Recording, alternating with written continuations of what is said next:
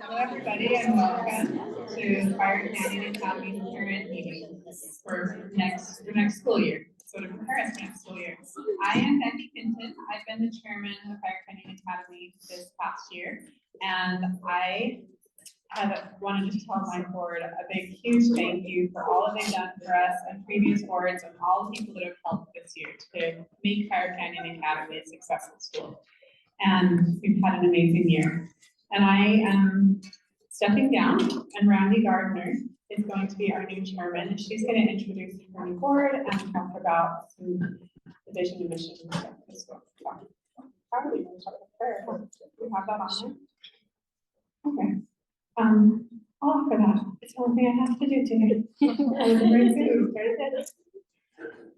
Our dear Heavenly Father, we're grateful for the opportunity to gather here together as parents of amazing youth and scholars who we desire to homeschool, which we desire to teach, and to raise them up to be strong and capable adults who love thee and serve their fellow men.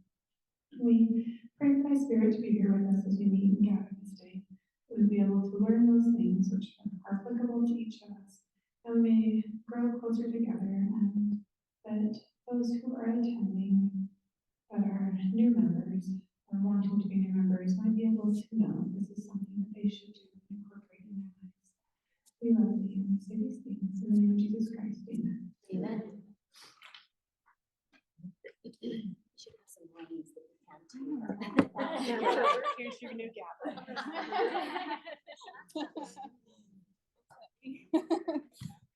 Okay. It is humbling to be up here.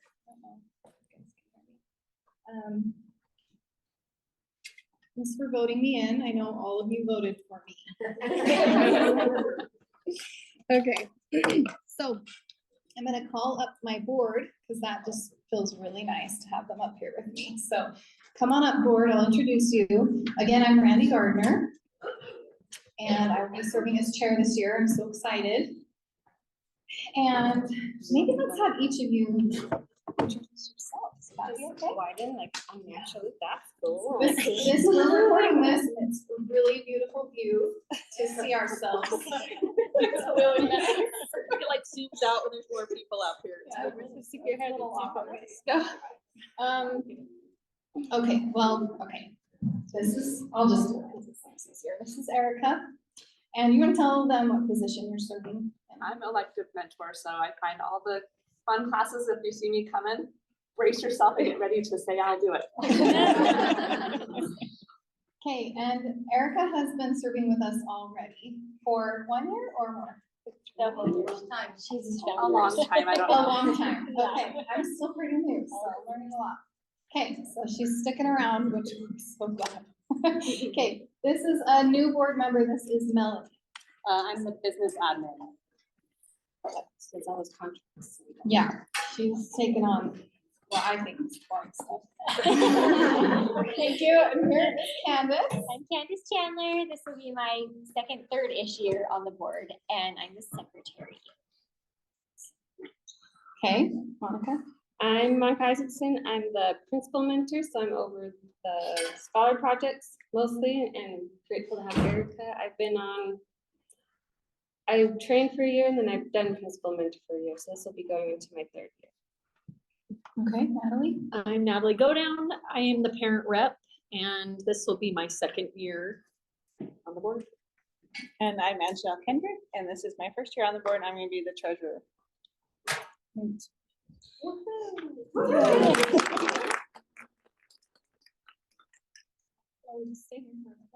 let's have you two maybe stay on. Okay, rest of you and Erica. So we're gonna kind of start out with just some housekeeping. Is that what we call it? Just to kind of talk about our numbers as a group and what and Kelsey. Good to see you. And sorry, this is fun to see. Anyway, and kind of how it's going to work with new families. Cheryl just walked in. She's on the Cheryl! Or two. We missed you. Cheryl. She's just sneaking under the radar. Okay, so this is Cheryl. Cheryl, tell us your position. Website. She gets all the registration ready and helps people when they have problems, so it's a big job. Yeah, again, another job that would be very hard for me, so thank you so much. Okay, you can. Get a name tag, Cheryl. Yeah, Get a name tag. Yeah, Okay, everyone everyone sign in. make sure you have a name tag. Okay, so we love all of you.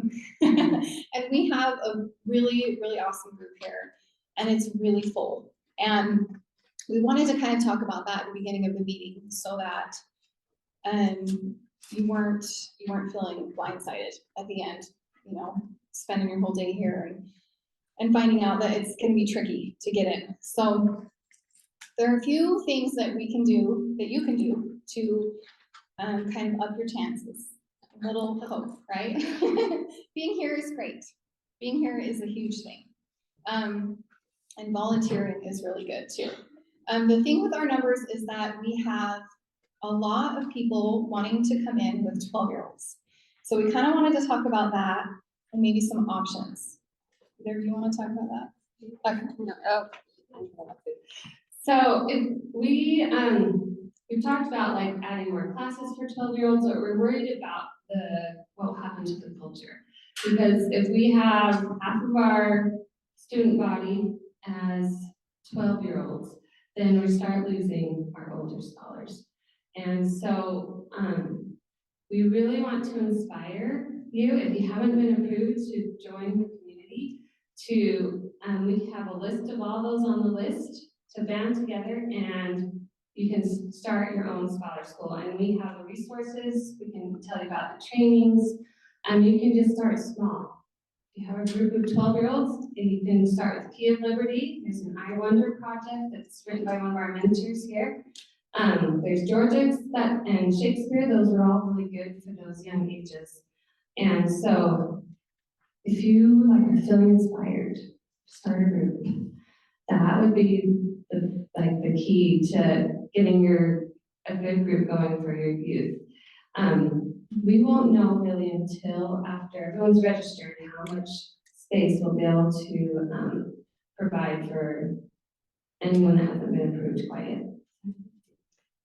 Yeah, so what, we want you to be patient. If you're really wanting to get into Fire Canyon, you'll need to be patient and wait for that registration, see what our numbers are. We want to give our current members a chance to register and join classes, and then we can kind of see where we're at and add other families. If you do have 12-year-olds that have older siblings, they're like, that's easier for us to fit you in because we're trying to fill some of these classes, the older classes that don't have as many. Yeah, I had one more thought. So you could not stay, sorry, that's really loud. But there's a lot you can learn. We're going to be talking about principles of leadership education and like how to build a community. And so there's a lot you can learn today, whether you get in or not. And we want to support you if you decide you want to begin your own group. So you can reach out to me. Leslie's a Lemming person. She's like, don't volunteer me. Raquel works for Lemming. I don't think she's here yet. I know she's coming. And so there's like leadership trainings. If you want to start, gather leaders, you start by gathering the families and then finding the needs for those youth. Erica, can I say something really quick? Yes. Well, okay. But we're recording it, so. Please don't think that it's like you're getting picked on. This is the natural course of schools. We do this over and over again. We were at DLA, we grew too big. We started another school called the Diamond Valley. Well, we could actually call it North Star Leadership Academy, but like it happens all the time because the need is so great and because what we are creating is so good. And so it's successful. And so it has to happen. somebody has to take up the torch, somebody has to be inspired, and then you gather your team around you and you start another school. And you make it great, and you can totally make it great because we have so many resources available to us. So it is overwhelming sometimes, it is scary sometimes, it is a lot of work. There's no way of getting around that, but everything that's good and wonderful takes a lot of work. So there's my little rah-rah. We're not picking on you, it is what has to happen. Ooh, Leslie. Thank Yeah. you. Yes, we're homeschool mamas, we can do it. We know how to do things on our own, right? Okay. We're gonna move into vision and mission. So if you don't have a handout, I hope we have enough. Maybe share with your neighbor if you were out over there. I think there's a few more.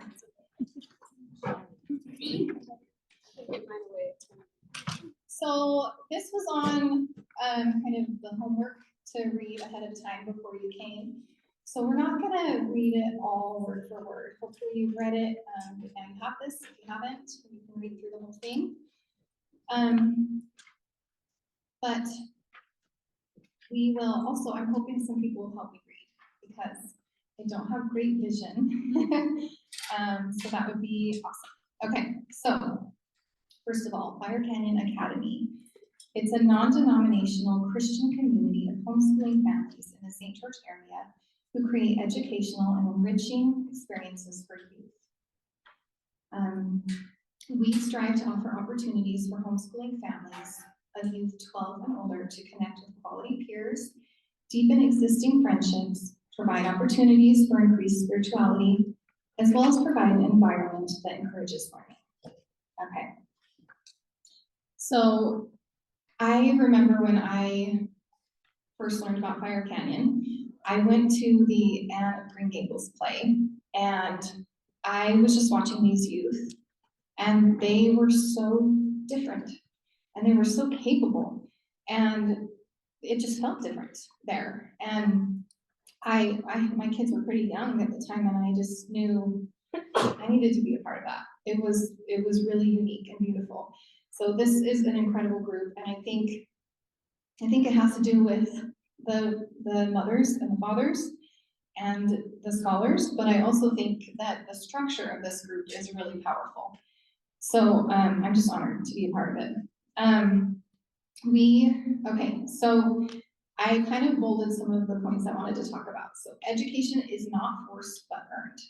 We also believe education is not just for the mind, but also for the heart and spirit. And I think that's a big part of it, is that we're trying to give a whole education here in this group.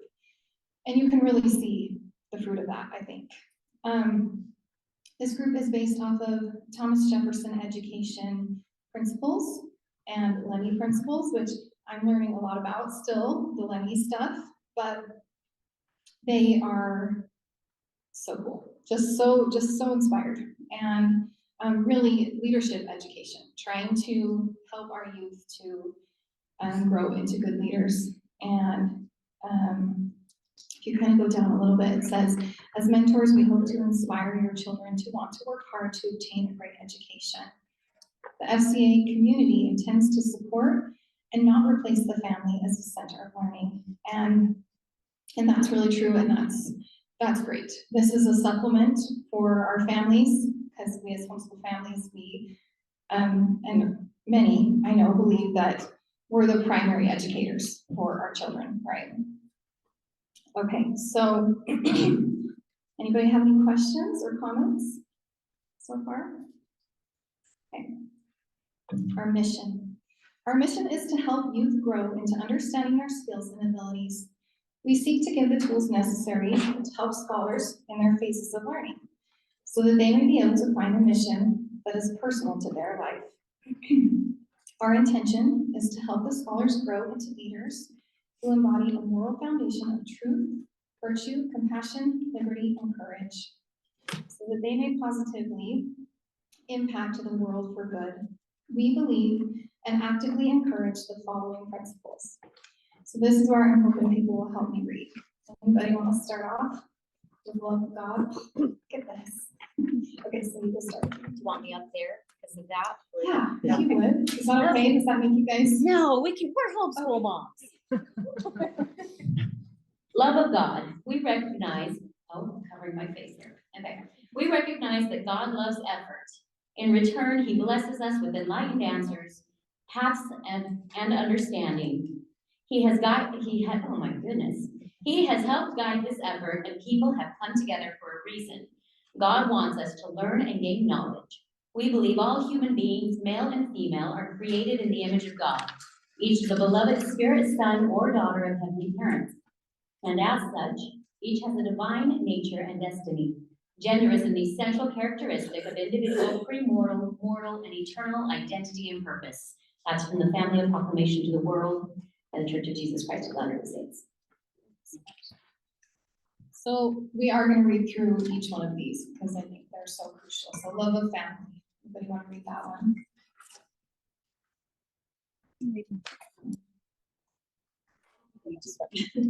Love of family. Our families take priority over everything. We love our children and want our children to love our culture.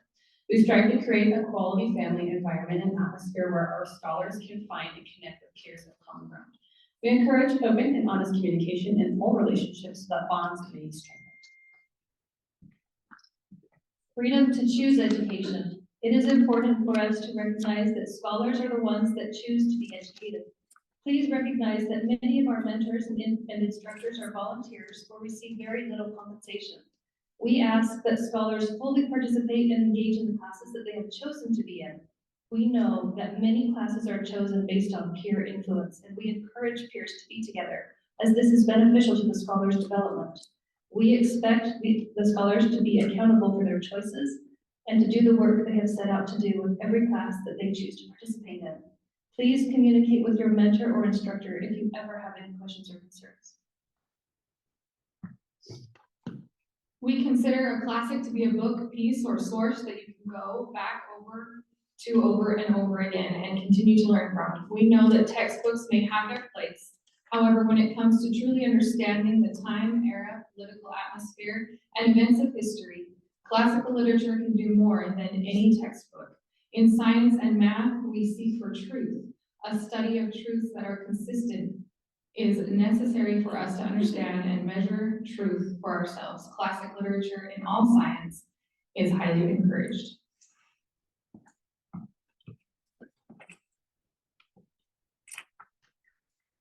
Mentors. Everyone has had a teacher or an educator in their life that has influenced them for good. We prefer the term mentor because we know that those who are devoting their time and energy to lead a class for the benefit of our scholars are truly invested in them. We expect our mentors to honor scholars where they are and encourage them in their growth of academics and character. Mentors are expected to be helpful, compassionate, and challenge scholars when and where they are ready. Thank you so much for all that help. One of the biggest goals that I have in serving this group is helping us all to come together, get to know each other well. So I love that we had other people coming up and helping to read. We'll go over the structure real quick. Fire Canyon organizes and facilitates classes offered by individual mentors by providing facilities, scheduling assistance, training, and coordination for the benefit of both mentors and scholars. Next, Fire Canyon does not seek to provide a full education. We kind of talked about that earlier, that it's a support and a supplement for the education of our youth. Fire Canyon meets once a week for the majority of their classes, and there are some classes that may require additional time during the week to meet. So, pretty simple.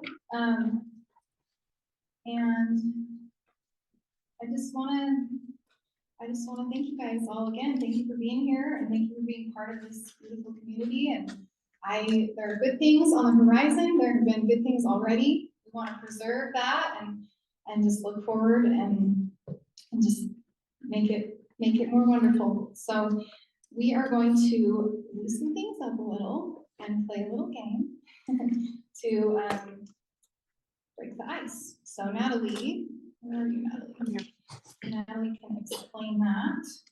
Oh, and then after that, actually, let's have Monica come up and tell the schedule first. Yeah. So, Yeah. if you'll tell us what we're doing today, then we'll have that. So excited about, and that have made a huge difference in my family and hundreds and thousands of children that we've had the chance to mentor over the past, I don't know, our oldest is 32, our youngest is 10, and we have been using these principles with when our oldest turned 12 is when I was introduced to them, and so by the founder of Lemmy, and she was my good friend. Our parents were family friends. So I knew her when she was a baby, when I was a baby, I mean, like when we were little, so kind of long story, but anyway, so, yes. Some are new. Will you explain what Lemmy stands for? Thank you. It is Leadership Education Mentoring Institute. So we used to, my husband is Kent, so you probably see him around. We taught Quest 3 last year, and we're gonna teach it again this year. But, so we worked for Lemmy for, I don't know, 10 or 12 years. But we're mentors teaching classes like these. The very first one, when my friend told me about it, I went to the training and then taught Shakespeare and taught Kid Liberty in Colorado. And then we moved here to Utah and joined in with a Commonwealth that is now DLA, but it used to be WCC back in the day. So we were kind of like, we were there the second year of DLA and kind of ran that until we moved to Diamond Valley. And now we live in Diamond Valley, and they were meeting in Hurricane at the time, and it was pretty far away. So now we live in Diamond Valley and love it and love this school. So our youngest two are still at home, and that's our 16-year-old daughter, and she is going to be in Edison in the fall, and then our 10-year-old son, who is just doing his own life at home. Anyway, so what we're going to do is I'm going to show you guys a little video about one of my heroes. His name is William Kamkwamba. How many of you have seen his TED Talk or read his book or watched the documentary? Just raise your hands, just so I have an idea. Okay, you guys have it. It's okay. If you have, I'm going to be showing you this little clip, and then we're going to do a workshop exercise with it to go through these titles, which you probably heard some of these words when we were reading through the mission statement, because these words are foundational principles of Lemmy, and which is leadership education, which is a part of leadership education. So I don't know, maybe I should back up just a second. So leadership education, they're principles that you're going to learn in the other two classes, the 8 keys, and then the different phases of learning. These principles from Lemmy stem from leadership education, which is kind of more a broad umbrella, and that these are more specific to scholar phase, which I will get to in a minute also. But I want to have you watch this video because it's going to give us a framework to talk about these principles, because this guy, William Kamkwamba, is amazing, super inspiring. And if you have studied his thing before, you can be looking for specific things that you learn. All of you guys can. Skills and knowledge that you see he's learning and developing in the process of his little journey, which we'll listen to him.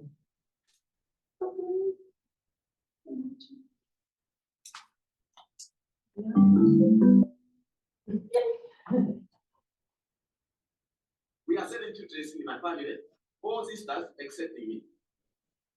This is me with my dad when I was a little boy. Before I discovered the wonders of science, I was just a simple farmer in a country of poor farmers. Like everyone else, we grew maize. One year, our fortune turned very bad. In 2001, we experienced an awful famine. Within 5 months, all Malawians began to starve to death. My family ate 1 meal per day at night, only 3 swallows of sima for each one of us. The food passes through our bodies. We drop down to nothing. In Malawi, secondary school, you have to pay school fees. Because of the hunger, I was forced to drop out of school. I looked at my father and looked those dry fields. It was the future I couldn't accept. I feel very happy to be at the first year of secondary school. So I was determined to do anything possible to receive education. So I went to a library. I read books, science books, especially physics. I couldn't read English that well. I used diagrams and pictures to learn the words around them. Another book put that knowledge in my hands. It said, windmill to pump water and generate electricity. Pump water meant irrigation and defense against hunger, which we are experiencing by that time. So I decided I would build one windmill for myself, but I didn't have materials to use. So I went to a scrapyard where I found my materials. Many people, including my mother, said I was crazy. I found a tractor fan, shock absorber, PVC pipes, using a bicycle frame and the old bicycle dynamo. I built my machine. It was one light at first, and then 4 lights with switches, and even a circuit breaker modeled after an electric bell. Another machine pumps water for irrigation. Queues of people start lining up at my house to charge their mobile phone. I could not get rid of them. And the reporters came too, which led to bloggers, and which led to a call from something called TED. I had never seen an airplane before. I had never slept in a hotel. So on stage that day in Arusha, my English lost. I said something like, I tried and I made it. So I would like to say something to all the people out there, like me, to the Africans and the poor who are struggling with your dreams. God bless.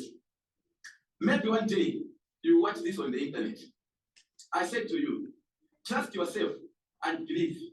Whatever happens, don't give up. Thank you.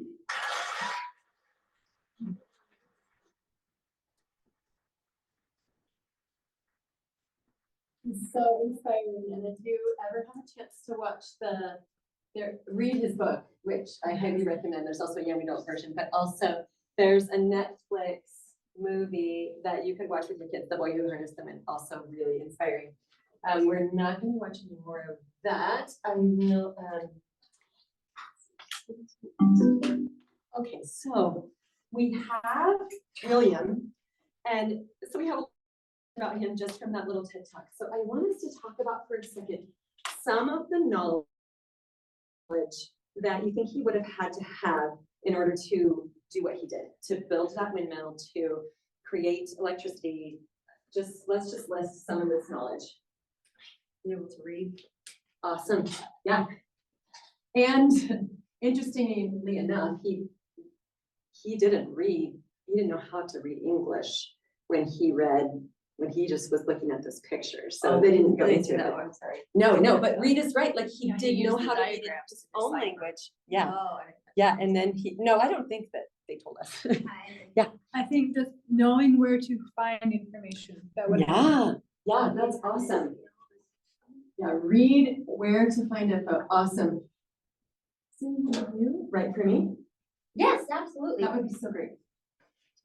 Can you guys read that? You can find a different one. Yes. Other things, other kind of knowledge that he had. Or skills. We could do knowledge or skills. And the skills resourceful? Yeah, I actually want to put that in abilities. He similar. needed to know is, yes, Yeah. where to find the information, but resources of where to find the. Yeah. The Yeah, which, I mean, in a lot of cases, junkyard. they overlap, so it's not like only one place. Yeah, super good. So for skills, he was able to like connect the wires, put the things together. Yeah. So put things together. Yeah. I was thinking the word tinkering. Yeah, tinkering, like Like- mechanical. Yeah, that would be like maybe just circle. I would be like the junkyard. He had to know what those things in the junkyard could do for him. Because he had to translate those pictures so to what the yeah. junkyard could do for him. I don't know. So, like objects, Purpose? Yeah, purposes of objects. Yeah, that's great. That's great. One thought I had is, here's this young man who's uneducated, and yet he's drawn to physics of all things. Like when he said that, I was like, ooh, that would not be something I would be drawn to. So it made me just think about like mission is like your gifts from God, like the things that you feel driven to do that are just within you. You know, like that's not something you could have taught somebody who's uneducated to be interested in physics. He, for sure, put Just kind of drive, just like those God-given Yeah. interests that you have that you just feel drawn to, you feel innately inspired. Yeah, and to I pursue. really, like, I would put these two inabilities, you could just draw yours, you don't have to be good. I put those inabilities that he had, but he has this sense of mission. I love what you're saying, Connie, because, this is why I use him as an example, because he has that, and he tells you at the very end, like, he brings it around to, if you have a dream, or if you're listening to this, go for your dream. That's like, what is his dream? What does he feel like just in his community? What's his dream? Sometimes that's a good way to say, like, Not what your starve mission and is. go to secondary education. Not starve, go to secondary education. Yeah, so it's I can Betterment. provide you. What was that? Betterment.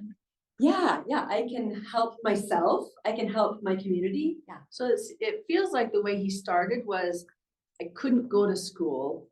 I was too hungry, but I knew my resource of a library and I was just learning. And then I fell upon these engineering books and then realized, hey, maybe I could assist with electricity and the wind and bringing water and helping with the hunger. But he first sought out his education and just knowledge, period.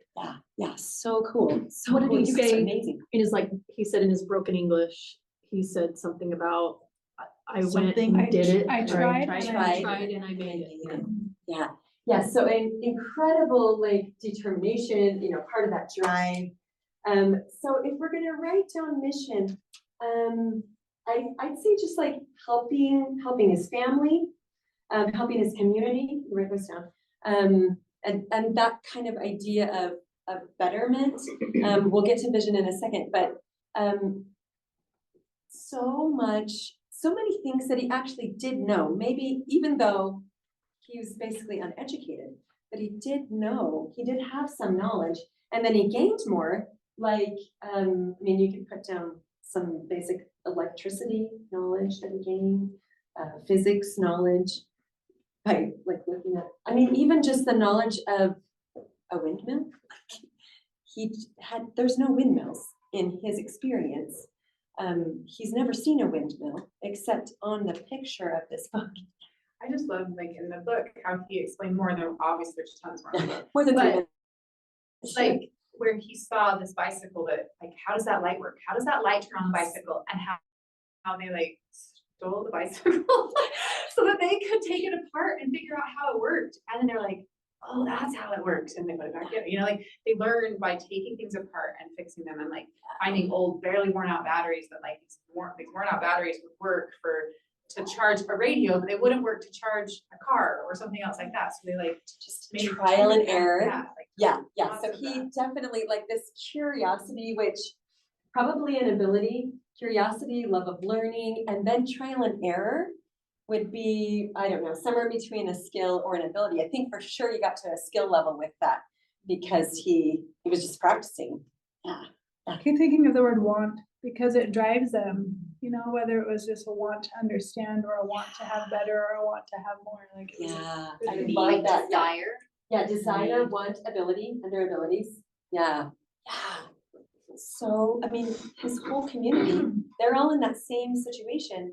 And yet this 14-year-old boy is the one who actually takes action that finds results. And we don't know. I wasn't living there. Maybe there were other people trying other things. And maybe his family had tried other things. I think one of the big things is he didn't listen to the naysayers, even his moms. I mean, sometimes they're the only one that believes in you, and I think that's a huge one because he probably had to overcome that every single iteration or time you put something together. And probably not to listen to the voice in your head that also says you. So good. Thank you. Yeah. One thing that stood out to me was he said he looked at those dry fields and said, this is a future I cannot accept. And I just think, whoa, that's a driving force. Yes. So, and that, I think, some of that is even like vision. To be able to see dry fields and be like, there's a better life. There's something more. And And typically, vision is the bigger overarching, and it could even be like, I can help, I can do something, there's a better life for us. God has something more in mind for me. Those are kind of vision kind of statements, really overarching, and seeing something that isn't already there is, or maybe like it is there, like the potential was there, but he saw it and was able to create it. That's awesome. So, you guys, so good. I love this. Great brainstorming. These things, thank you, Cindy. I just appreciate you. These things, skills and knowledge, are pretty. This is basically what you typically see studied in public school. For sure, knowledge. We've got Common Core. It's like a very, very outlined. You can look up on the internet and see what the knowledge is that everybody is supposed to learn by this grade. And it goes up through the grades. It's a set of knowledge and very, very specific in every different subject. This is also important in leadership education. We still need knowledge and skills. A lot of times in public school, we will learn skills also. You can look at like writing is also a skill. Reading, speaking, those are some skills that we didn't see necessarily really writing from William. We saw speaking later on at the TED Talk, but I think it was there because when these journalists come, he's able to communicate what he did, obviously with his own language. So lots of skills, but these are things we want to develop as well in leadership education. Super important. But we don't want to end there. We don't want it to just be this. And a lot of times education is compartmentalized into subjects, or the bell rings and now you're off to language arts, where you're going to learn some skills and some knowledge with language arts. And now you go to the next subject and you're going to learn skills and knowledge from math and be able to be some proficiency in that area. We're about educating the whole person. And so in our scholar projects, we have all of these 5 elements are built into all of the scholar projects. So at Fire Canyon, in the first block, we have the Lemming Scholar projects. And so each of them have been designed with each 5 of these components as a part of them. So there's a certain set of knowledge, like if you take something like Key of Liberty, there's going to be knowledge of American Revolution, the Declaration, the Constitution, and there'll be skills like writing and speaking at the different levels. And then we call them scholar ladders because when we're looking at our youth, we're looking at helping them grow in their I want to say abilities, but then that's why I'm using this word. Grow in these areas. Yeah, in their capacity in each of these areas. So yes, gain knowledge, and yes, gain skills, but then also these other things. So abilities. I feel like is that mine? I can't tell. Is it coming from you? I'm gonna just mute it for now until we actually Just making sure. I was like, yeah.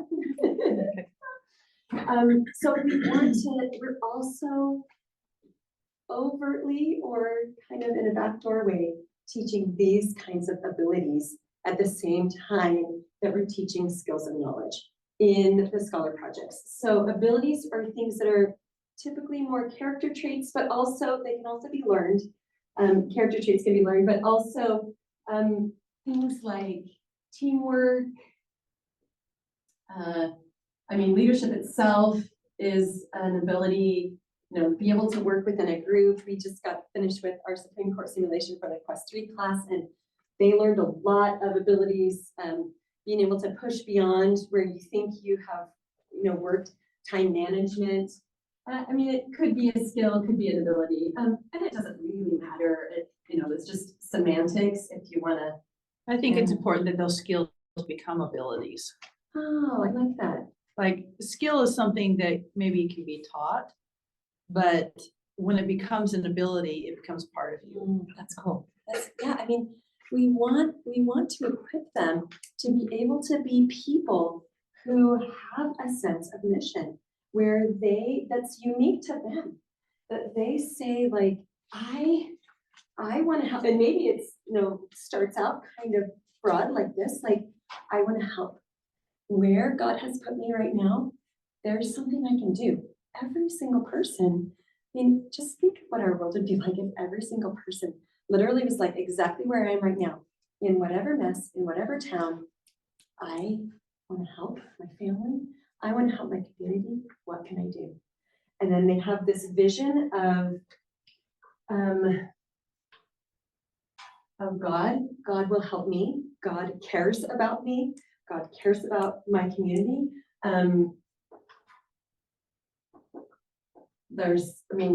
These are just kind of basic words. You can create whatever vision that you want. I think about our Quest 3 students, how their sense of mission has expanded over the past couple of years.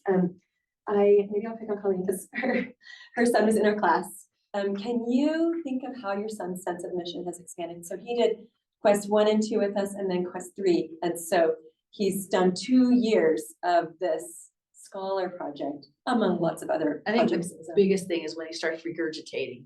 And when we have a conversation, he corrects us. Like, well, that's not the mindset, or that's not the, or don't limit yourself, and things like that. But he's seen the stuff coming yeah. But he's gone from I don't know what to do in my life. And of course he has certain other influences, but he's not enjoyed math. He and I, before we got smart in our education, butted heads on math. And he took like a 4-year break with math, and then just finally I said, okay, this is something we probably shouldn't ignore, but I'll let you do it the way you want to do it, And then he discovered engineering, and then there was that need for math. And then but over the course, because of all the different things, he's comfortable to speak. He's a lot better in his writing, but he's gone from, I want to be an engineer to almost wanting to be a lawyer after this. He could do it. And so it's broadened his vision and things like that, and how I can help myself. Super cool. So the idea of the scholar projects is that we are learning not just these things, but also expanding here. So I want to teach you a few more principles on the 5 remaining minutes. Oops. This is like a really fancy board, and let's figure it out. Ooh, okay. So we have, I have a little eye there. That was from me, trying to see the markers so great. Sorry, guys. Oh, and even the video. Okay, so this is what I call the pendulum. So you're gonna pretend that there's a stream and that there's something heavy on the bottom. So it's like Newton's pendulum, and he's swinging it back and forth. Because this is what's happening in scholar phase. So I'm gonna just teach you a little bit about the scholar phases through this pendulum. So one of the things is that we'll start with the very first part of scholar phase, which is practice scholar. And then practice scholar phase, they're testing their initiative. It looks a lot like love of learning. Whoops. Can somebody who's, let's see, Emily, will you tell me, what does this look like? What does love of learning and practice scholar look like? It's when they're excited to expand their knowledge. They're becoming self-motivated, kind of starting to be like, I kind of really like this thing, and so I want to learn more about it. Yeah, so great. So the projects that we have in our school, Keys, Sword and Hero, these are practice scholar projects. They're practicing being scholars. They are not yet scholars, but maybe one day, in a given week, one day they're just kind of like sitting on the couch, maybe reading their fun book, and then they're helping with mom doing her chores, and then the next day they're like, I want to learn something hard. and they go and they learn something hard, and maybe they write a paper for their Keovalidity class, and they're practicing being a scholar. You give them a lot of freedom. In these classes, there are rewards, like go on a party with your class, go to the Capitol and do something really cool. If you choose to do these things that the mentor has outlined for you. And then if you, in SOAR, you get a SOAR if you do the things. So lots of rewards, extrinsic rewards to help them gain that intrinsic motivation is where we want to eventually be. So what happens really naturally is that when they're kind of done with this practice scholar phase, then they will swing into apprentice scholar phase. And in this phase, their submission is being tested. And that's where, as a mentors, we say, here we go. We've got Evelyn and Cindy here are teaching Quest 1 in the fall, and they just taught it this last year. And as mentors, they're giving them this big syllabus. This is really more like traditional schooling. But the difference is that there's vision and mission involved. And at the beginning, we're going to say, do you want to have these abilities, skills, knowledge? Do you want to be able to speak like an orator, to think and write like a lawyer? Do you want to have this in your life and be able to help other people? Then come with us on this journey, learn all of these things, do it the way we said to do it. We promised you, get a writing mentor, learn all these things, and you're going to gain these amazing, incredible abilities. And students will buy into it. They commit to coming. We don't offer them extrinsic rewards. We talk about the why a lot, but there's not extrinsic rewards. It's only intrinsic. It's just internal because they start to gain that. And so then we get to the point where the end of Quest 3, we had almost all of the students in our class were participating in this simulation, and they worked anywhere from 30 to 60 some hours over a month on this Supreme Court brief that they wrote and then spoke and did all this stuff. So, and it was just, they chose it. We didn't have to do it. They chose into it. So that's where we get with apprentice scholar. So in our school, we have Quest that's here, and the second half of Pyramid, and the first half of Pyramid is over there in practice. And then what naturally happens, what's happened with our Quest students, they're like ready to break free of this apprentice stuff because we've been telling them what to do for the past 2 years, not everything, but a good deal of their education has been prescribed like this.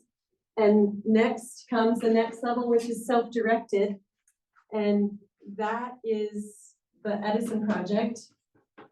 Or it's not a project, or they're on their own, creating their own. They use all these things they've been learning.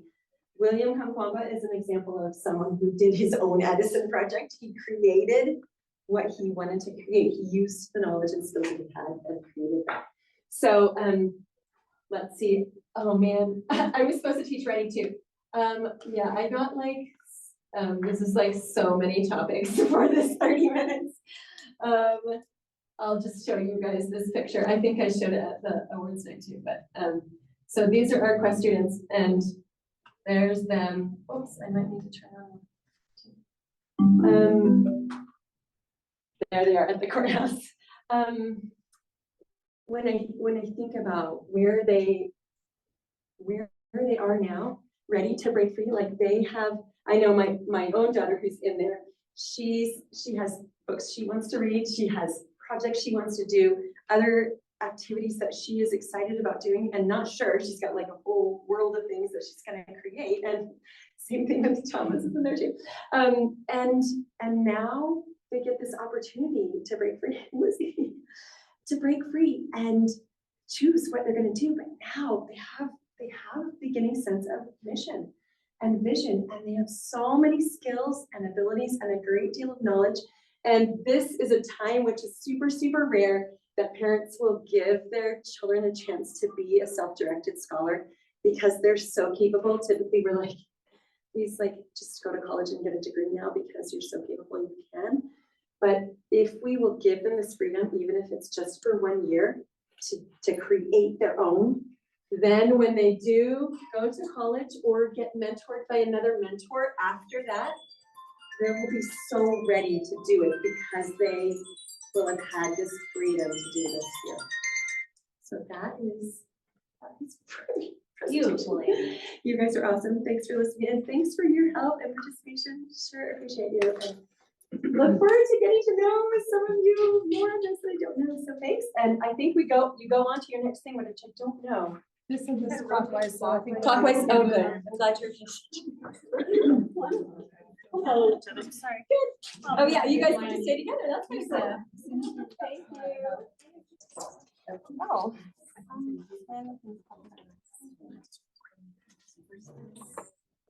All right, today my presentation is about leadership education. You guys just learned about scholar places, right? Or something about this. We did VMAS. Yeah, so yeah, VMAS. Did she talk about scholar places? Or all just all yeah. VMAS? Okay, awesome. So that's the key to leadership education. I'm starting out in true TJ fashion with a simulation. So I need a couple gardeners and a couple Lego fans. Or you don't have to be either of those. I want to learn to garden. I'll do a Lego. Okay, so I need two because Natalie's gonna need help here. Okay, your husband's Lego too. Oh, did he? Yeah. We're gonna be awesome. Okay, You stepped on a few. so you can decide like if you want to try to tackle all of them or one of them. Someone want to help Becky with the garden, and then here's your instructions. Okay, and you have 3 to 5 minutes. I'm really good at starting where it is. Yes. Getting things to plant some seeds. That's our whole instruction. Okay. I'll just start with this one. Put them in and then sprinkle some on top. Broadcast. Okay. This is one of those that, oh, whoops. Does it say that? I was just like, okay, 1, 2, and I was going over here. I'm like, what? So it's just a mix. Okay. Well, and I guess just sprinkle some. It's interesting. We're like dividing to conquer rather than using this everything in the package. We could need some for the next part. I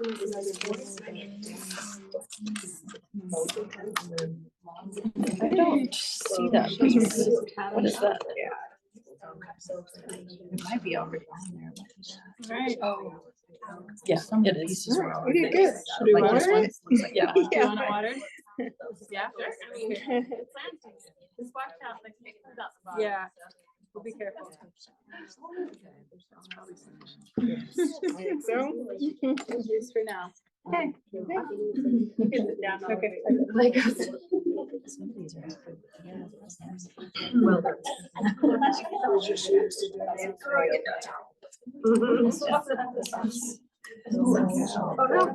Oh no! It's not the first time it happened. How much time do we have? Oh yeah, a few minutes. They're done already? They're done. Well, at least for now. There's not much else they can do. We just have to wait for that storm to grow.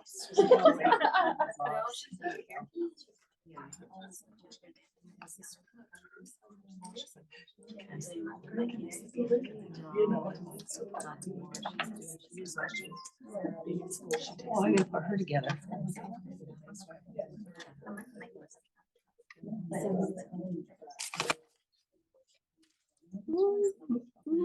Ooh, I'm making a little face. Uh-oh, that doesn't look right.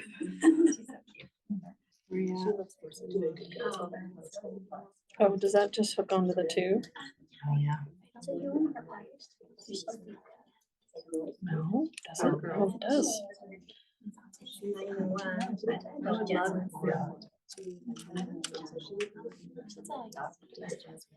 Yeah.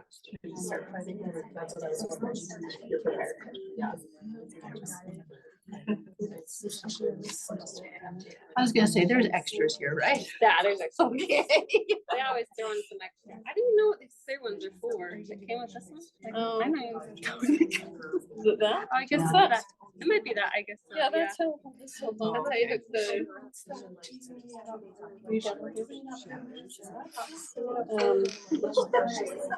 Read They're those. not- They're working Those together. They're working on Legos here.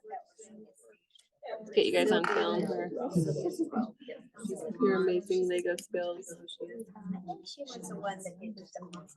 Yes.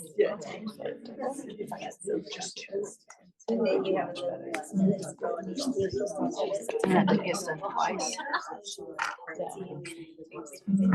think Lego one. Next time I'll have to ask for like 3 or 4 questions. Yes. Oh, there's one on the back. Oh, your flowers are done now. I'm like, are there extra pieces? That's why I said, are there extra pieces? Not that many. I just didn't realize you flipped your paper over, but I didn't think that.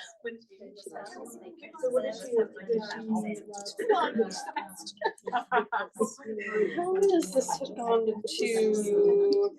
Oh, there it goes.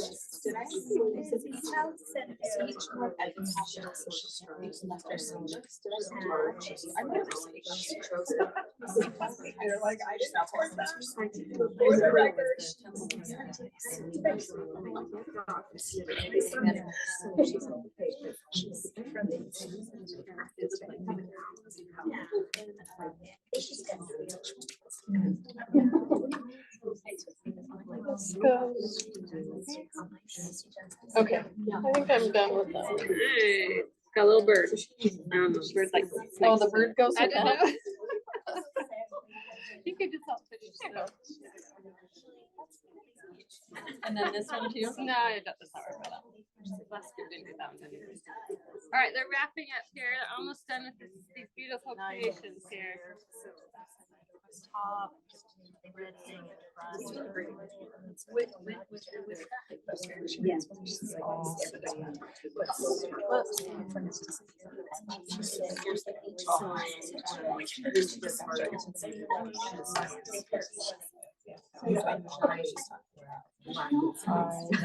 That's probably your six.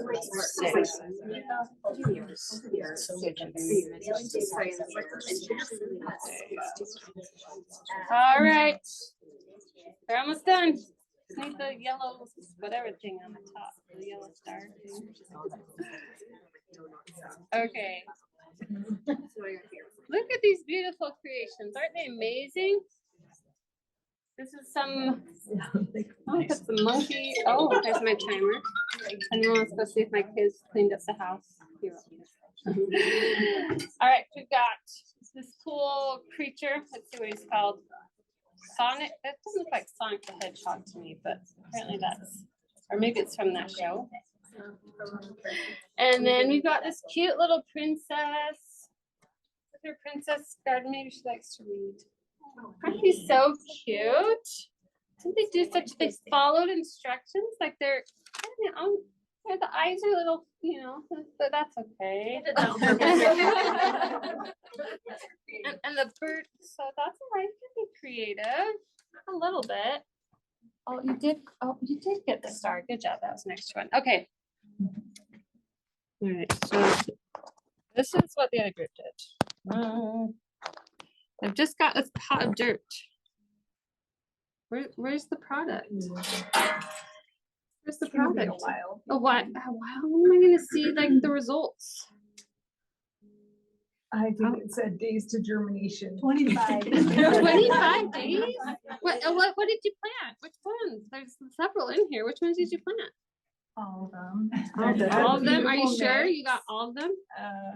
Like you might have missed one. Did you like put them in your hand? Like make sure you made sure you got all. I got every single variety. Okay, that's good. You have no potential, but so I just leave this and in 25 days it'll be good. Well, you're gonna need to water it. I have to water it. Like how often? Like a little every day. Every day? Probably. I have to do something every Those day. seeds gotta stay wet.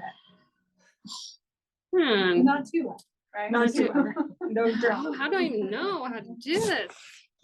Okay, I'm not sure about that way. These ones like I can start playing with right now. Hello. Okay. No. All right. I'm gonna read you a story. from Thomas Jefferson Education. Who's read the book? Awesome. And you'll probably recognize this story. Okay. On the first day of school, a little boy waved to his mother and turned to run down the bright hallway to class. His teacher smiled and pointed out his desk. This is going to be great, he thought. I love to learn new things. After a few fun stories, the teacher handed out crayons and paper and announced that it was time to draw a picture. The little boy enthusiastically grabbed the crayons and began to imagine all the things he could draw. Mountains, lakes, airplanes, his family, his dog, the ocean, the stars at night. Hundreds of ideas raced through his creative little mind. His teacher, seeing that he had started drawing, stopped him and said that today the class would be drawing flowers. The boy's mind again began to run. Daisies, daffodils, roses, carnations, violets, lilacs, pansies, mixed bouquets, green gardens full of rainbows of colors. The teacher again interrupted, informing the class that today they would be drawing a certain kind of flower. Taking colored chalk, the teacher went to the board and drew a green stem with 2 leaves and 4 identical pink petals. The little boy, eager to please, dutifully copied her drawing. After several attempts, his drawing looked exactly like hers. The teacher congratulated him for doing such good work. As the school year passed, the little boy became a very good student. He learned to listen, obey instructions, and get the right answers on tests. His parents were very proud of him, and his teacher was impressed with his excellent progress. When the new school year arrived, the boy had done so well in his classes that he was enrolled in an accelerated program. During the first week of class, the teacher handed out crayons and paper and announced that it was time to draw a picture. The little boy, still in love with art, enthusiastically picked up his crayons and waited for instructions. After several minutes, the teacher noticed that the little boy wasn't drawing. "Why haven't you started?" she asked. "Don't you like to draw?" "I love to draw," responded the little boy, "but I was waiting for you to tell us what the assignment is." "Just draw whatever you want," the teacher smiled and left the little boy to his creativity. The little boy sat for a long time, watching the minutes tick off the clock, and wondered what he should draw. Nothing came to mind. Finally, in a burst of creative inspiration, he picked up his crayons and began to draw a green stem with 2 leaves and 4 identical pink petals. And that's going to bring us to 3 types of education. We got conveyor belt education, professional education, and leadership education. You guys have any thoughts on the simulation or the story? That you see any of those kind of results in our communities or education? It shows how flexible and malleable young ones are, that they morph to their atmosphere. Okay, this is the way it's supposed to be done. Now there are those that will rebel a bit, a little bit with personality and end up in the principal's office or whatever. But they learn this is what I do, and it's not always in submission. It's like, okay, to get what I want, this is what I need to do. Like that. So in conveyor belts, historically, the public schools were created to educate the poor and help them so they can have jobs when they get older. So they found that the middle class often had their apprenticeships. There was private schools, and the wealthy, they either did private schools or they had tutors coming in, and they were getting more of that leadership education or professional education. And but the poor were not really getting any education, so they started schools to help boost the lives of their people. So, and it's a fairly new system. I don't think it's even been around 100 years, public schools, but they started improving the culture of the people, having more people educated, but then they saw a downside in many countries where they've had leadership education type schools, and the private schools or the professional schools, they start to deteriorate because they can't compete with the free government schools that are available. Oliver DeMille called this a Soviet conveyor belt. Everyone in the class gets the same education at the same age, from the same textbooks, and they are tested the same and graded based upon the same scale regardless of their individual interests, talents, or goals. The Soviet part of it is that standards and grade levels are set at a low enough level that virtually everyone can get through and be a finished product and get that stamp of approval. If you try to get ahead, you're moved back into place. If you are behind, a special worker pulls you up to speed. And they teach you what to think. And then their method is through socialization. So in public school curriculum, 75% is social and 25% is skills. And I don't know if you've ever noticed, like when you decide to homeschool, what's like one of the first questions? What about their social life? Like, what about their I just social got that life? last week. So, because it's such a huge focus in the public schools, they're like, how are they going to be social? And a lot of it depends, like, on their parents. So whether you're in public school or homeschool, if you know your parents or your family is social, your kids will be social. If they're awkward, then they'll probably be awkward in public school, but they'll probably get feel down about it because they are different, you know, and they're not the social norm. But it's just the wrong question to ask. So Oliver DeMille says, the right question is, what are you socializing them for? He says, the highest level of socialization, the ideal means the ability to effectively work with people of all backgrounds, stations, and positions, of really caring about them and being able to build and maintain long-term nurturing relationships. Homeschool is uniquely designed to be a wonderful place to socialize children and youth with their peers and interaction with adults. With a little planning, the right kind of socialization can be one of the real strengths of homeschool.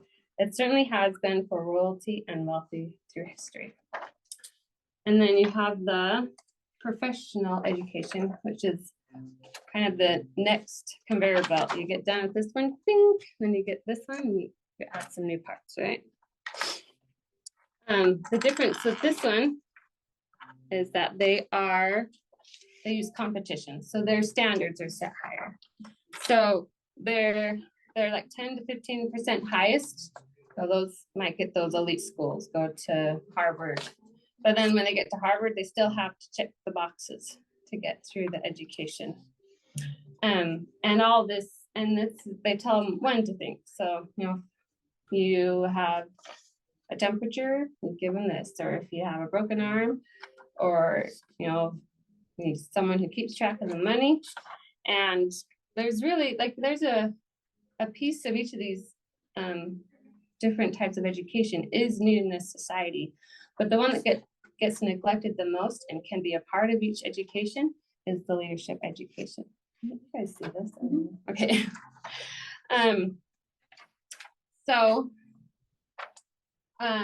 Leadership education, their goal is to raise leaders and statesmen.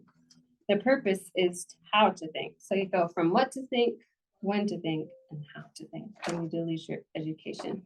Their methods are the phases that we'll talk about today. Leslie will talk about 9 keys of leadership education, 5 pillars and 5 environments. You can read more about in the book, and we might have future trainings about those. And so I wanted to teach my kids this years ago when I was homeschooling them. They were mostly all young. I was like, how can I show them that they are, what kind of education I'm trying to give them, or why I'm choosing homeschool. So this is very tattered, and I have the 9 keys stuck on the back. I do this for them one day. Here it goes back to the flower.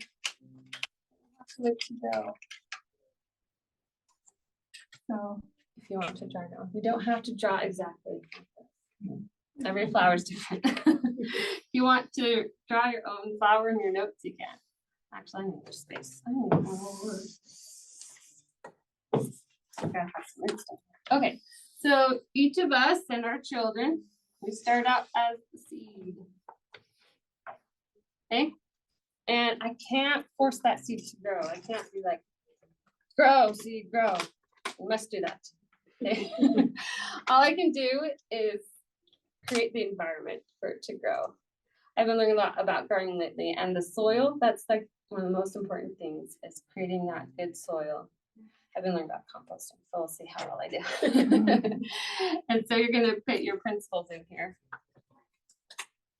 So we're gonna learn like the lessons of work and play, good and bad.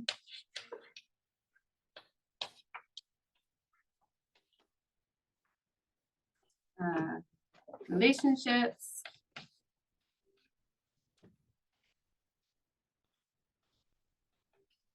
You're gonna water it, the soil, you're gonna, feed it more compost, you're gonna keep it a good environment, and then that seed will choose to reach out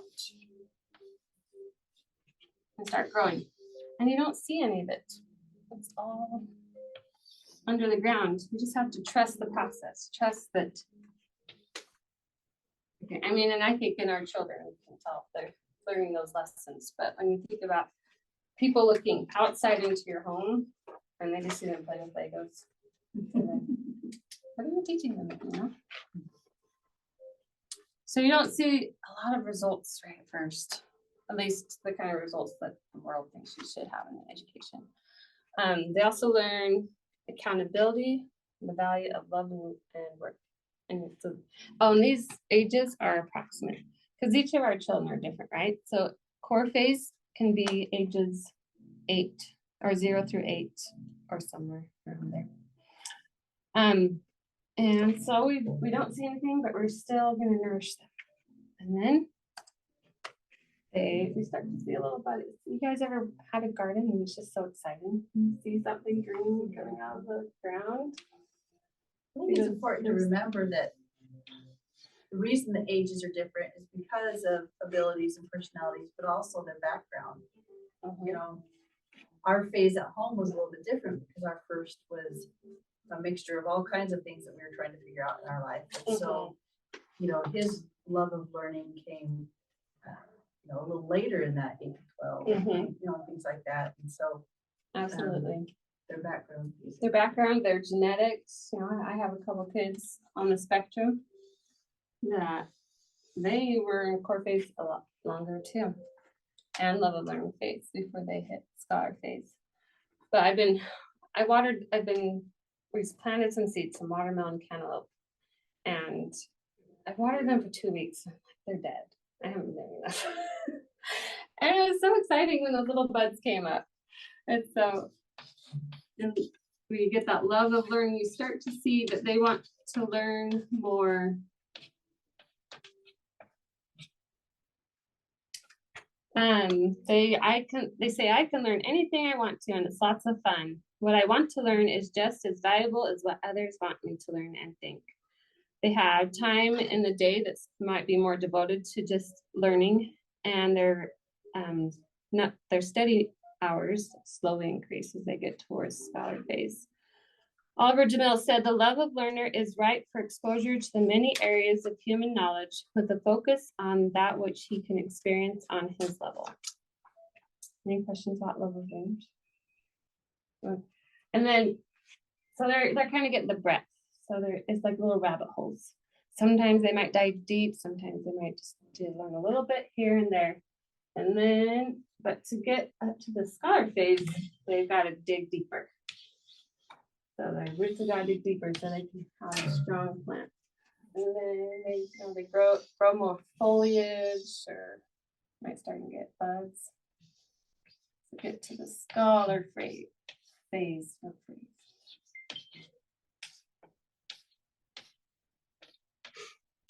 And this is kind of where Fire Canyon jumps in to try to, or other commonwealths. They want to strengthen the soil. They want to add to the soil, and they get, peers. So there's more flowers around, or plants. On the scholar phase, their study hours increase, and it kind of depends on which scholar phase they're in. If you're like a practice scholar, you're slowly increasing. If you were in Quest 1 or 2 or 3, those are the higher level scholar classes, scholar projects.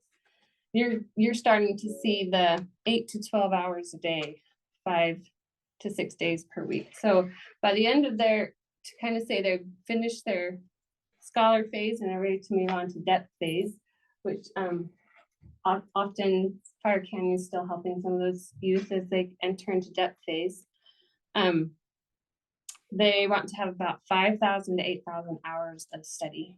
And the scholar should ideally be exposed to a variety of options in material and classic works, and be encouraged both morally and substantively to gain experience and exposure to great ideas through book discussions, peer group classes, or other enticing experiences that feed the need for social as well as intellectual stimulation. So they want to grow higher, so they got to go deeper, and they also tend to want to have peers, and that's why these kind of commonwealths start at this age level, entering into scholar phase. Check my time real quick. Okay, which leads us to depth phase. So scholar phase was, I'm not saying the numbers if you're reading them. So I think it was 12 to 16-ish, and level learning is 8 to 12-ish. Depth phase is when they're starting kind of be self-directed, or they're maybe reaching out, maybe they want to go to college, or they want to, this is the beautiful arts skills here. They're getting that bud, and through all of this, it's all leading to their mission in life. What is their mission in life? Who are they going to impact? What kind of leaders are they going to be? And so the depth phase is characterized by profound hunger to prepare for oncoming responsibilities and future contributions in society. That's what I would do. And then, they kind of figure out their mission and start flowering and having an impact. So as I said, this is what we're trying to seek them to have, is this becoming great leaders. And that can be in a lot of different ways. They could start a business. They might just be a great leader in whatever occupation, but having them seek to be leaders and not just followers. They give back to the community and start mentoring others. And I just want to read a couple more quotes from the book. I have a quick question. Yes. So if we kind of stay like, we're talking public school. So either way, you're the seed and you're in the soil, right? Right. And I forgot to say, you're always kind of connected to the core. Like you want to keep strengthening the core phase and all these phases as you're going through. That's what I like about the leadership education, is that you're connected to all these different phases, and you might start learning about another subject, and you have a love of learning of it in the scholar phase. Like if you choose to be a scholar project mentor, you're starting to dive deep into another area. Mm-hmm. And what was your question? Does it just seem like with public school, like maybe they might get to a level of learning, but sometimes it might even get squashed. So the foundation is not good. The seed is not good. Like you kind of create a bunch of people that have I think these tentacles, right, but they're not. I think there can be teachers that can be inspiring at schools, but it's a lot harder now than it used to be. It's a lot harder, and I think you have to have a really strong foundation at home within your family culture to help them have this leadership education in the public school. They're going to have to have a lot more conversations and talk about, okay, why are we learning these things, and does it really match our core? Well, I think a lot of it too is, the difference between what's the purpose of the public school, what's the purpose of what we're doing. It's that leadership, it's that inspiring, like we want to help these kids, these scholars become and to bless and serve humanity. Whereas in they have different purpose, public school purpose, it's more job training. Mm-hmm. And that's one of the biggest differences. Yeah, and that goes along with this quote I wanted to share about leadership education. So they have like 3 goals. First is to train thinkers, leaders, entrepreneurs, and statesmen, individuals of character, competence, and capacity to do the right thing and do it well in business, government, church, school, family, entertainment, research, and other organizations. Second is to perpetuate freedom, to prepare people who know what freedom is what's required to maintain freedom, and who exert the will to do what is required. These two goals are accomplished by the third, teaching students how to think. Those who know only what to think or when, no matter how valuable their contributions to society, are not capable of maintaining freedom or leading us to real progress without additional leadership skills. And there was a story in here that talked about in Germany, they learned a lot of skills, the people, but because they weren't leaders, Hitler was able to come in and say, okay, I've got all these people trained and they're just ready to listen and do what I want them to do. And so that's something that can happen if you don't have a lot of leaders. I just had this thought as you've gone through this presentation. I think one of the greatest things about homeschooling for us as moms is we go through this also. Exactly. And as you've been describing this, I can just relate to this personally. I think my children are going through this, but I certainly know I have. Because when I started homeschooling 8 years ago, I was definitely more leaning to the conveyor belt side of, okay, this is how we did it growing up, you know. And as I homeschooled longer, I found myself pulling further and further away from that, and now doing it totally different now than when I first started, like we probably have all gone through. But I've watched myself totally go through this, and it works. It totally works. Yeah. I think I've done it long enough now, like my plant is growing. Yeah. And I'm like, oh, it really does. Yeah, it's just a lot of trust at first. You're like, is this really gonna work? Are they gonna be like totally? And that's where the fear comes in, because when we first start out, we're like, is this really gonna work? But I see this even just in myself, and it's neat. Thank you for sharing. And that is leadership education. If anyone wants to help take these apart, they can. I think I got one more to do. Thank you, Monica. But thank you.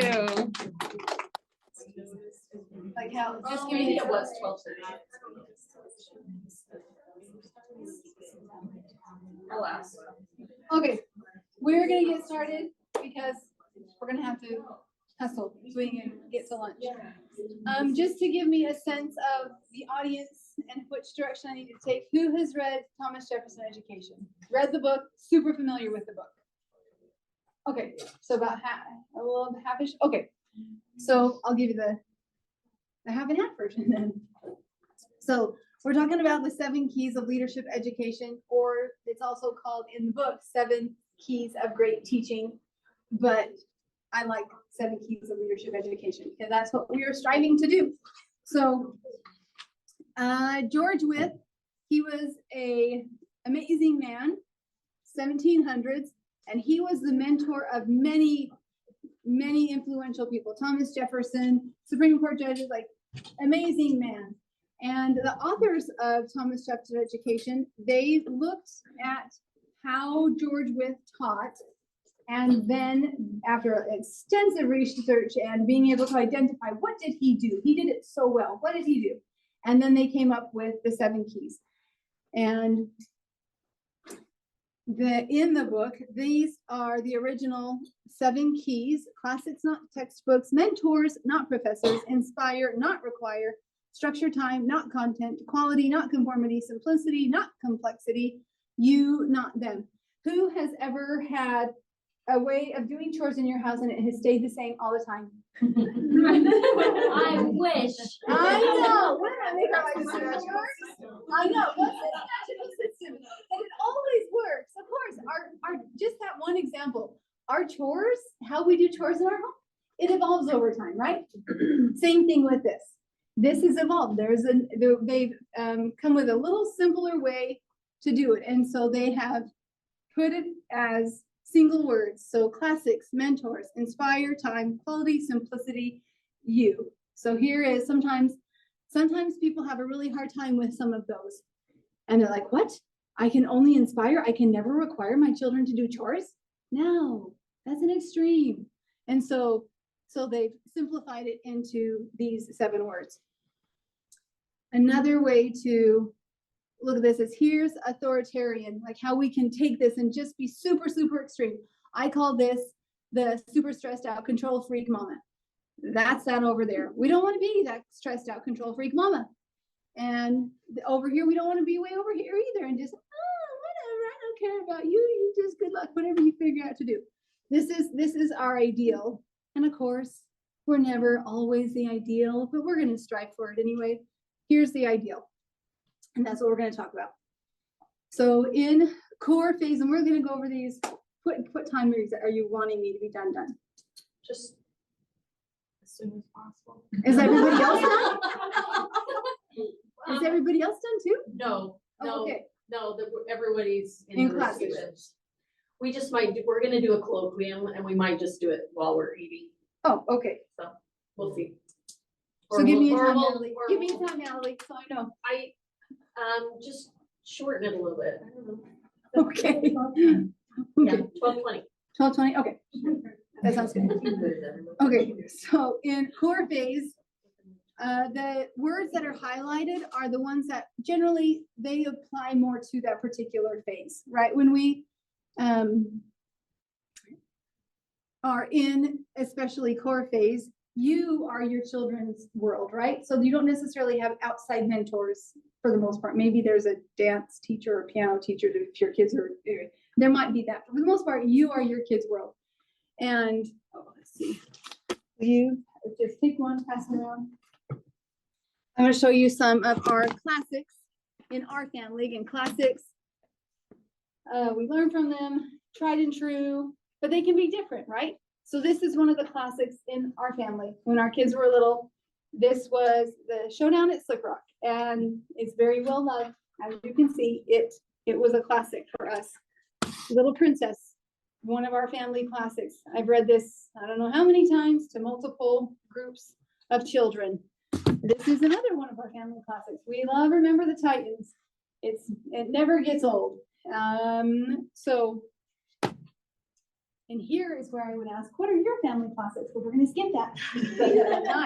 So sorry, you don't get that audience participation right there. But so some other things here is, so my daughter, she's in her 20s and she has 3 littles, and she grew up being homeschooled. She's going to homeschool her kids.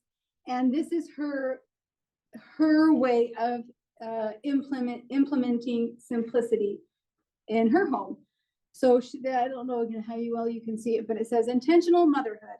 There's chore time, poetry time, socialization time, Jesus picture gospel time, book time, nature time, music time, art time, math time. Not all of these, of course, happen in one day, especially with a new baby. But I've been able to see then as the grandma how beautiful this really, really simple way that she runs her home.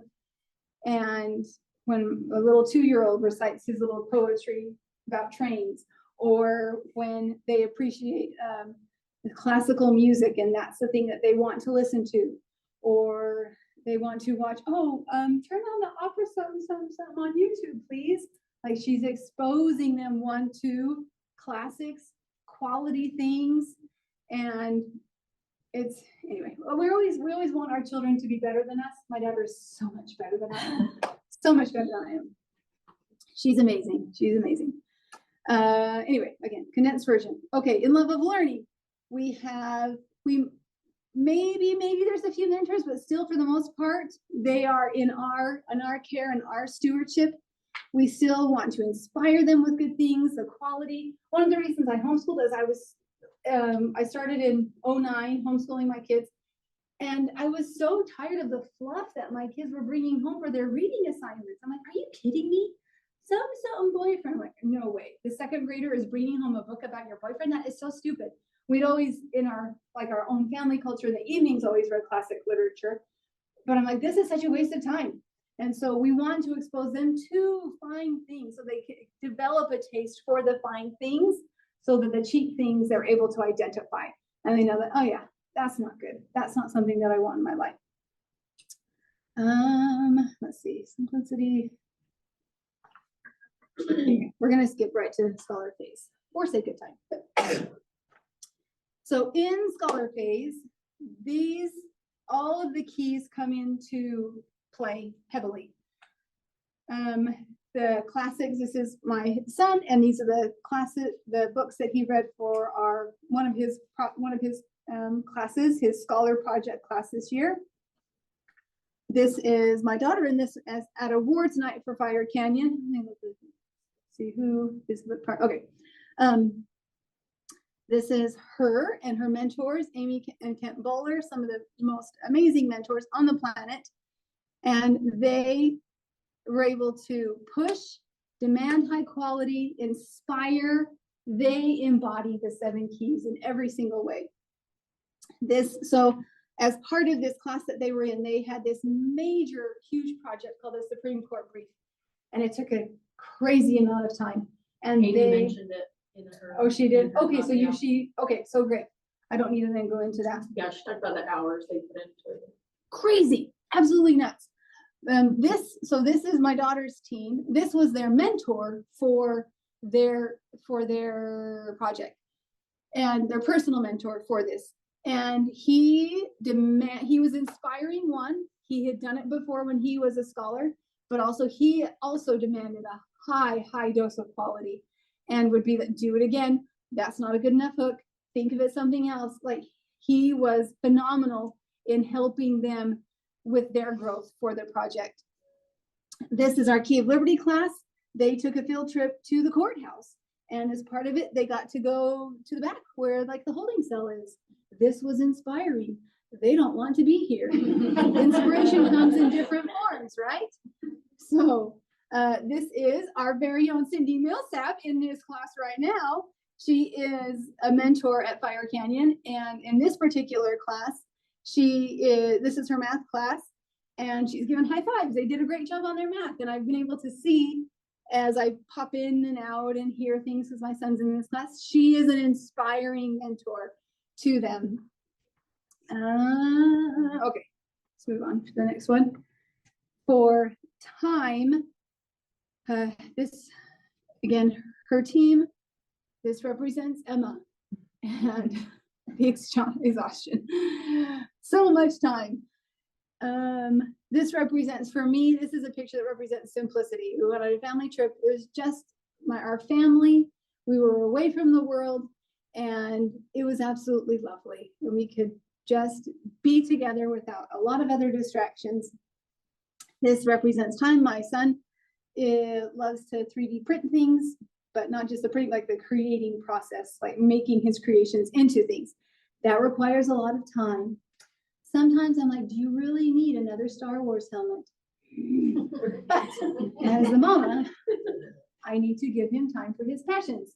Sometimes that can be hard, but it's a necessary part of his growth. So as far as, I think that's a hard thing to balance at this age, because they have their passions and you want to, but when the passions take over most of the day, you're just like, can we not like harmonize this or balance it with your other learning? But yeah, passions, when they start into those passions, it will take hours and hours and hours. And it's hard because us being okay with it, but then also with the parent role, like, okay, when do I step in?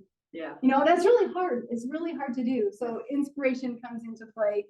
And anyway, just our gut instinct as well. But it is, we have to allow that time, whatever that passion happens to be. In this that we read at the very beginning, it talks about how the family is, so FCA is a support to the family, right?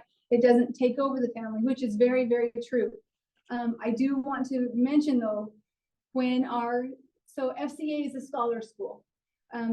We have scholar projects. These projects are like their core. The projects incorporate heavy doses of like if you're thinking, if you put everything in, subjects, they're getting literature, they're getting writing, they're getting so many things in this one particular project. It's not just this one, core subject. So when a scholar is in a scholar project, when they're starting out, like if they're 12, that it takes so much time, right, to do the things in the scholar project. As they get older, the demands of that project increase. So I just want to make this like clear distinction for those that maybe are not a part of Fire Canyon. And so for instance, like if you're homeschool, if you have your kids with you a good chunk of the day doing what you guys do, totally fine. And if that's how you want to do your homeschool, Fire Canyon might not be a good fit for you. I'm not saying this in the best way because I'm not very good at that. But you just need to know that scholar projects take time. And it's hard as a parent sometimes, like, oh yeah, I'm gonna let you take time on this Supreme Court brief. And some of your chores aren't gonna get done. And some of the things that we need help with around the house, oh, I have to be okay with that not happening so that you can have this type of an experience. Because I'm gonna hopefully be secure and not stressed about this, that this project is going to teach you so much that it'll be worth it in the end. I have to be okay with that. So as parents, how do we know, like, expectation wise, like at each level, like what should, this is like a normal amount that this should take, or? Yeah, like the project specifically? Or just by class, yeah. So one super helpful, so on the website, every time we have class descriptions, we have on there like light, medium, heavy. And so it'll tell you this class should take this many hours of homework a week. Okay. So you know right from the get-go, do we want to commit to this or not? So we try really hard. Our scholar projects, yeah, they will be medium to heavy. The elective classes will be generally like, it depends. Some have more, but look for that. So you know the commitment, totally what they're getting into. Yeah, Becky. It also depends on the scholar themselves, because like I've taught classes where some kids turn in like their papers like a sentence or two, and some kids turn in like a 2-page paper because they want to research, they want to study, they want to delve into it. So I've had some moms say, "Why is your class so hard?" And I'm like, "Your son's the only one turning in papers that are that long." Yeah, like, it's him. He wants to study. Yeah, like it's what he wants to do. And if you don't want to, like, you can hold him back. But like, I'm proud of that. Yeah, so and that's part of it all like, depends on the kid. yeah, and the inspire and the quality for that particular kid. And so, and that's also part of the freedom education, right? We're not wanting to force them. We're saying, here are the requirements, here is the reward. And then we have, because it's in a school setting, the positive peer pressure. They want that sort, or they want to go on that trip, or they want to have that class party. And so they're buying in. That's the blessing of being in a classroom type of a setting, is that they have that positive peer pressure. And that's maybe the motivation of where they're at. And then eventually it becomes, well, I want to do this for me. It's internal motivation, but that's just part of their growth and their learning as they go through the phases, is that at first it's like, yeah, I want to do this because it's so fun and I want to do this fun thing. And then as they grow and develop. And so we don't think, oh, well, my kid's not just doing this because it's the right thing to do. It's okay. Don't worry about it. They're a little 12 or 13-year-old. Developmentally, they're not there yet. And that's okay. So you don't have to beat yourself up about it. But did I answer that question? Yeah. Is that okay? That's good. Anybody else have any questions about, yeah, Emily? I have a comment. Yeah. So part of the mission statement, it says that we recognize not all scholars are the same or at the same level of disability skills. And then it talks about mentors. And I have a son who is on the spectrum. And so his mentor, his key mentors this year, worked really hard with him.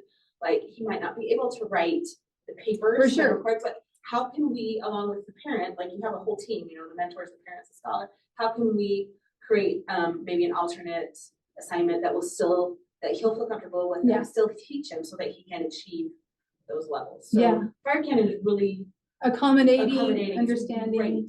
For helping continue that growth regardless of skills and abilities. Yeah, and that's what a good mentor does. On the paper, it says they care personally.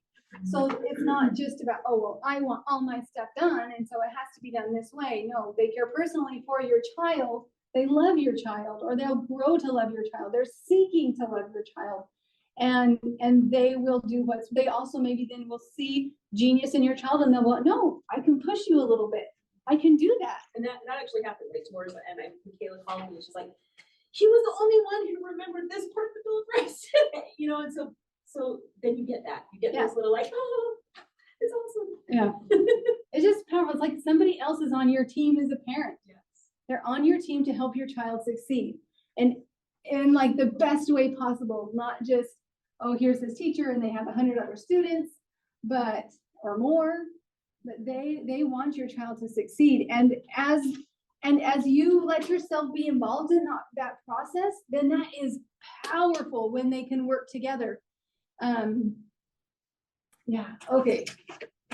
1 minute. What do I want to say in 1 minute? Let's see. Oh, this is what I'm gonna say. So the original key is you, not them, but it's now down to you. You set the example, right? If you want your kids to try to eat healthier, you gotta try to eat healthier. If you want your kids to try and exercise, you gotta try and exercise. If you want your kids to talk nice to each other, you have to talk nice to them. It's just how it goes, right? So as we want things for our children, we emulate it first. And that's the power of mentoring. As they see us, and maybe we're not formally mentoring a class or teaching an elective class, but in our own personal life, they see us studying. They see us doing the hard work. They see us being pushed. Then they are inspired to do that for themselves. I know it, I've seen it, and my execution of it has not been perfect by any stretch of the word. Thank heavens there's that grace that happens, but there is such powerful learning and opportunities for our kids. And I think as far as so when I was first introduced to these 7 keys and I read TJ and so I'm like, oh, this is what I believe. And so they're pretty firmly in my brain. And so as I study or read anything, oh, that's secure, not stress, or oh, that's quality, not quantity. And I just, in anything that I'm reading, or it doesn't matter what it is, those keys come to my mind.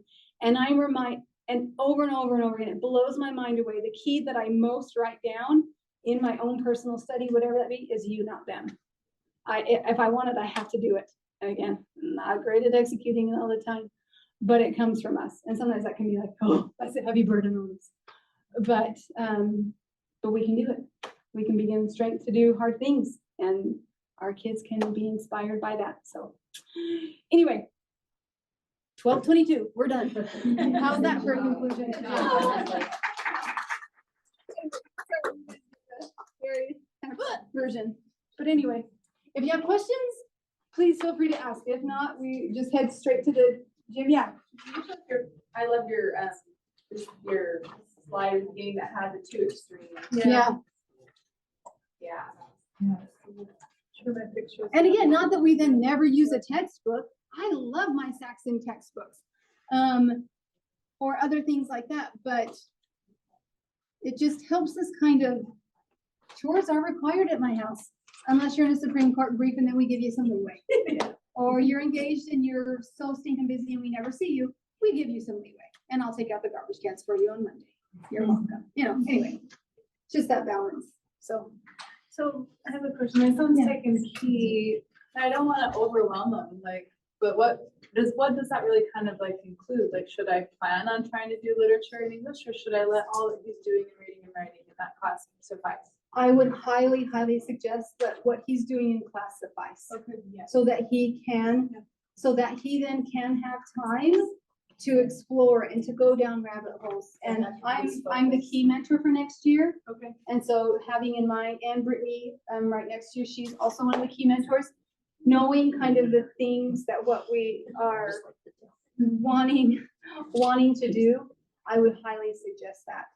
Okay. But that doesn't mean that you don't have a place, because and seriously, if anybody wants to go, you're fairly free to go. I don't want to think, oh, you have to stay here.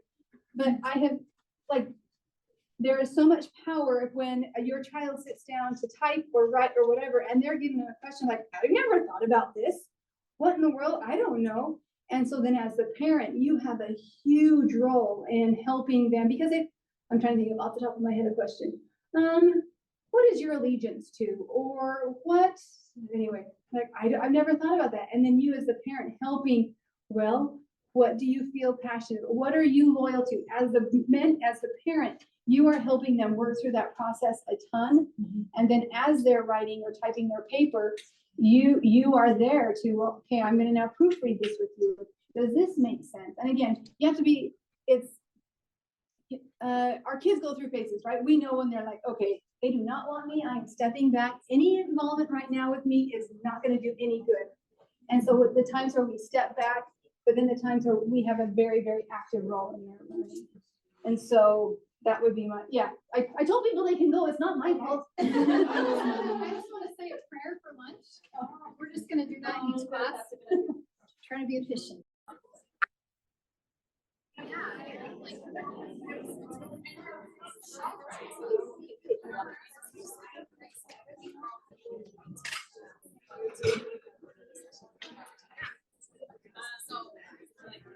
All right. How did your groups go in your colloquium? How was your colloquium? I hope you're all inspired to be in a community and volunteer. So part of Fire Canyon Academy, we require each family to serve on a volunteer committee for a minimum of 20 hours per semester. It ends up being more than that. But we want to make sure that that you're committed and that you want to be a part of this community. We want you to help us fit you in the volunteer committee that you would be best in. Over the years, we've had people just sign up as soon as, like, when you're registering, you hurry and sign up and volunteer in a committee. As I became on the board and I started helping with this, I realized that we need to put a little more effort and detail into where we fit into the community and where we can volunteer best. So we're hopefully gonna get some choices, preference from you guys on that. So we have the events committee is assist in planning scholar retreat, awards night, family winter ball, talent show, prom, graduation, and hopefully some mom parent nights. We have a little learners committee that teach and guide mentors young children while they're teaching in their classrooms with activities. They'll do activities and learning. We also have a cleaning committee that sets up and takes down of tables and chairs in the lunchroom, classroom labels, light cleaning of bathrooms. This one sounds like, oh, it's not even a big deal, but it's that hidden part of our community that people don't notice, and it means a lot. I don't know why that's making me cry. But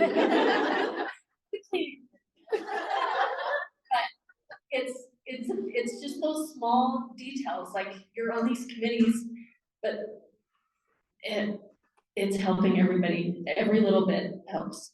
And then we have a yearbook committee that we just started doing last semester, organizing the school photos in Google Drive throughout the year, create and order yearbook slideshows. So a lot of you have been in the community for a while, and we don't really know where you want to be and what committee you want to be on. So I just posted in the Fire Canyon Families GroupMe a Google form that you guys can refill out. A lot of you are already mentors, so you don't need to fill it out. But we do want to try to cater to what you guys are interested in. We can't really guarantee it, but if you can just add some notes in there of your area, your background, specialty that you think might be helpful, you can add to that, and we'll do our best. But that's what the community's about, is that we're all doing this together. So thank you for being here.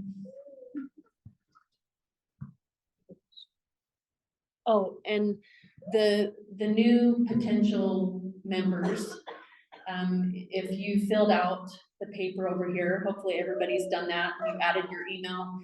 Also, a lot of you have applied online, we have your email there. I will email you guys that form and get a detailed preference on there. I know it was on the application, but it's a little different information that we need, so thank you. I feel like Vanna White, like, has to turn this big thing around. So I'm gonna share the schedule with you, and I'm sure like some of you newbies are probably like overwhelmed, like all these new words we're throwing out there, like TJ Ed and Lenny. I'm gonna explain a little about the process for how we prepare schedule for our newbies. And when we say Levy projects, these are projects developed by Leadership Education Mentoring Institute that we use to to build the theme, ask the vision, mission, ability, skills, and knowledge in our scholars.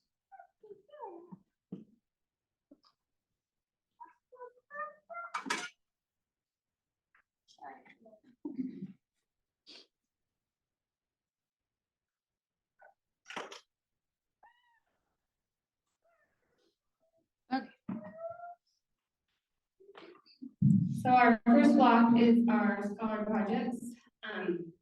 I wonder, they do science kind of projects the first semester and then geography the second semester. I'm sorry. I don't have a huge screen, but a screen I got. And we'll post this too, and email it to those on the list. Then we have Key of Liberty, which is our founding foundation of our country. Sword and Hero and covers wars. Pyramid is also a science math kind of project. Quest 1 and 2 is really in-depth writing, language arts. Quest 3 goes into worldviews and Supreme Court. And Edison is our self-directed project where the scholars are ready to just write their own projects and find their own things. Any questions?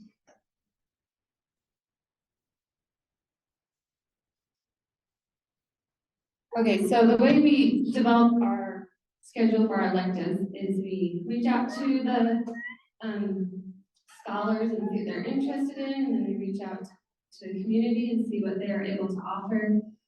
Sometimes we get a lot of things in, and sometimes a lot of times we're asking people if they'd be willing to teach. And so this is what we have for the fall. In the second block, we have math skills and drills for 12 to 14-year-olds and play games. We have geometry class that's just 15 and up, but a lot of it's going to be people who were in algebra this past year. And we'll be moving on to geometry, so it'll be a fairly small class. But if you have a scholar that is ready for geometry, you just reach out to the mentor, which is Rich Badley, and you might have an aptitude test to see if they're ready. We have Georgic principles, which will be talking about gardening and those kind of principles that have to do with that. And then we have art of geometry. They'll be doing art with compass and different cool things. We had some descriptions for these when people signed up. Body basics anatomy, and the published is writing your own book, and ukuleles.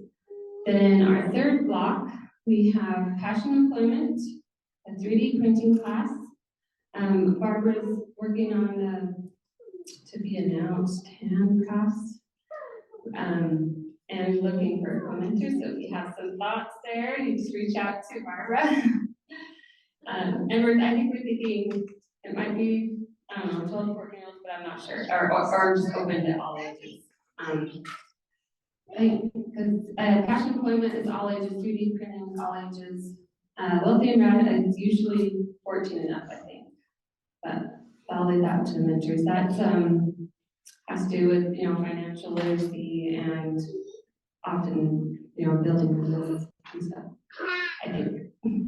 And then Survive or Die, survival class for 12 to 14-year-olds. History-based writing for 12 to 14-year-olds. And acting class will be open to all. And we'll have a full day. They'll be putting on a play. And potentially, we have space for one more class if there's someone in the community. And all these yellow spots you see are opportunities to serve as well. Yeah. Erica's the one you would call. Call Erica. She's here in the blue. Her info is on the website. If you're not, it's on the directory. And that's the schedule. Woohoo!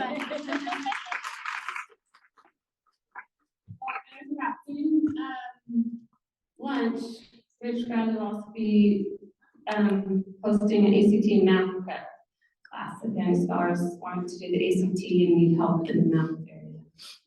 I don't know anyway, I'm not sure how that all will work, but anyway, thank you to all those who are been willing to mentor and were willing to say yes when we reached out to. And if you have any questions, like if any of you that are new or like overwhelmed with lots of information, then just ask them in the community are here already. If you have questions about living your leadership education. And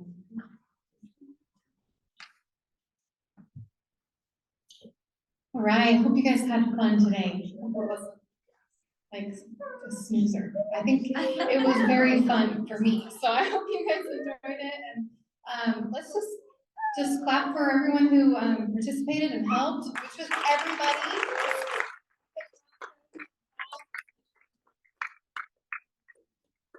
And I hope that as we discussed today, that we are all feeling motivated and excited to make this more of a community, more tight-knit community. I'm definitely feeling that way. So thank you, everyone. And we need a volunteer for closing prayers. So that you would do that. Also, everyone volunteer for your chair. That'd be great. Any help cleaning up would be awesome. Please sign that paper if you didn't sign it, if you came late and missed it. Okay. Love it. Thank you. Our dear kind and gracious Heavenly Father, we're so grateful to be here together today. Grateful for all the efforts that go into empowering our youth and igniting the light within them. We're so grateful for all those that care for them and that watch out for one another. We're grateful for this building that we were able to utilize, and we pray that safety will be the Spirit will watch over our children, our families as we return to them. We can find them safely in thy hands, and we pray that we can travel home safely as well. Pray for our many blessings, and we say these things in the name of thy Son, Jesus Christ. Amen.